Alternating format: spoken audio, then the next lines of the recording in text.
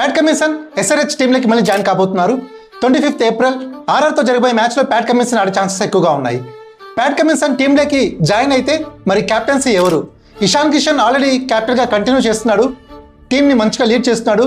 మాజీ captain Pat కమిన్సన్ join అయితే టీంలోకి captaincy change అవుతుందా? కెప్టెన్సీ మళ్ళీ కమిన్స్కి ఇస్తారా టీమ్ మేనేజ్మెంట్? అలాగే ఇషాన్ కిషన్ కంటిన్యూ చేస్తారా? ఇషాన్ కిషన్ యాక్చువల్గా నా ఒపీనియన్ ప్రకారం కంటిన్యూ చేస్తే బాగుంటుంది ఎస్ఆర్హెచ్ కెప్టెన్గా.